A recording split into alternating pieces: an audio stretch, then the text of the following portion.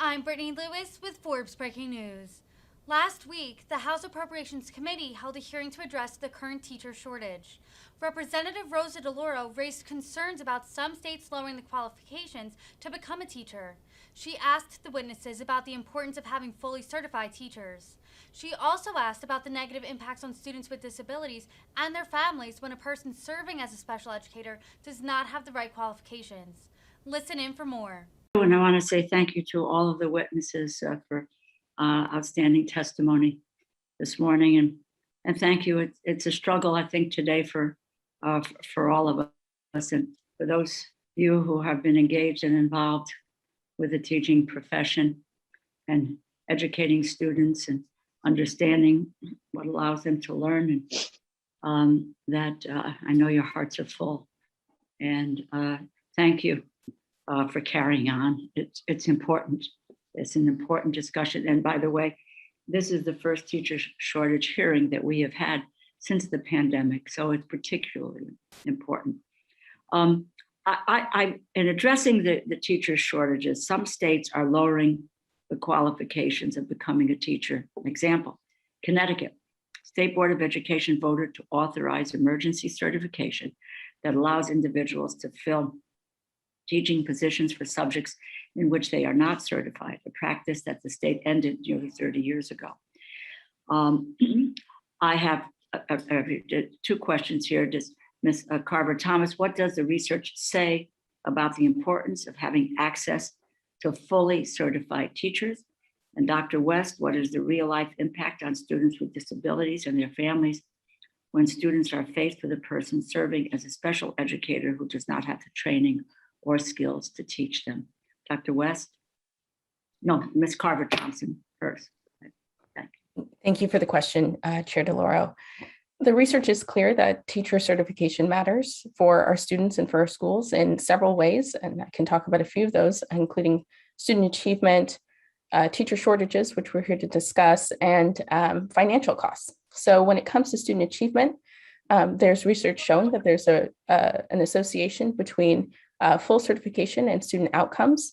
A study led by Learning Policy Institute researchers, our positive outlier study, looked at California districts and the relationship between teacher characteristics and student outcomes, and found that districts with more fully credentialed teachers had better student outcomes, particularly for Black and Latino students. And this was after controlling for a range of other school and teacher characteristics. When it comes to shortages, we know that when there aren't enough fully credentialed teachers to go around, districts and schools will turn to emergency credentialed teachers, teachers who are not fully prepared to teach their subject matter. And these are teachers who are more likely to leave that school or the profession entirely, creating a level of churn that creates instability in schools, disrupts the transfer of institutional knowledge, disrupts professional learning, disrupts student learning.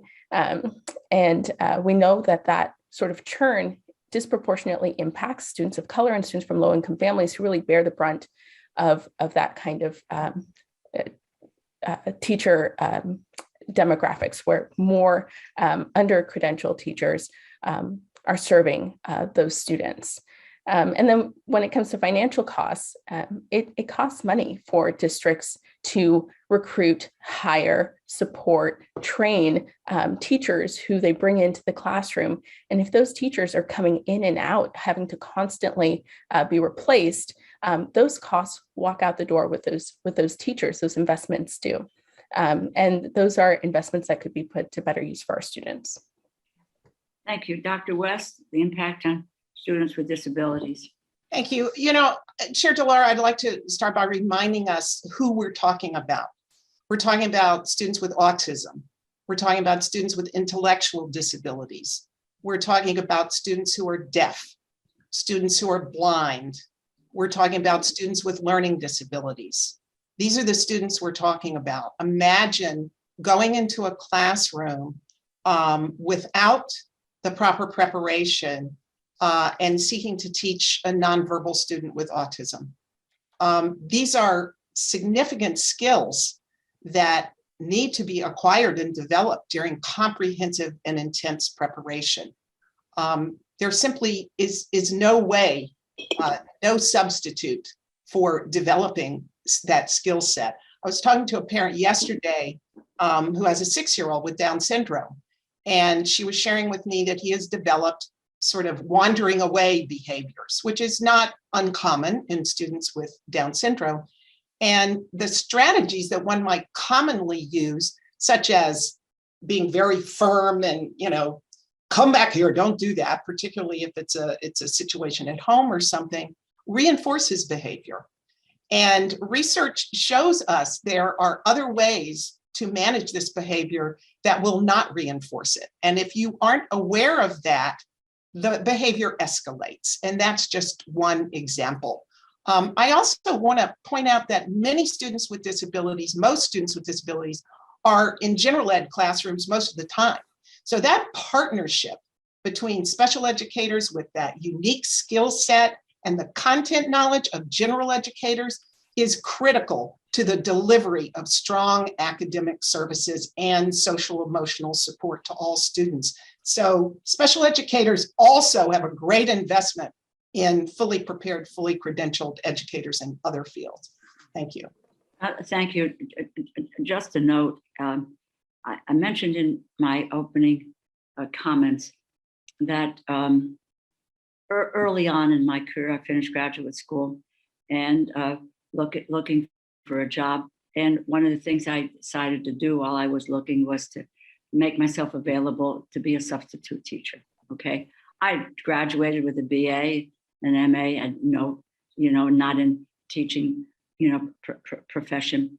And I would tell you that I was called as a substitute teacher just about every single day.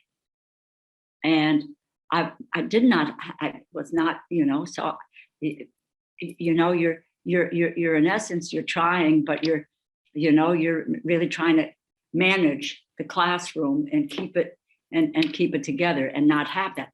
But we do have substitute teachers who are in all time, and without the training, there is a loss, especially if a teacher is ill and out for length of time.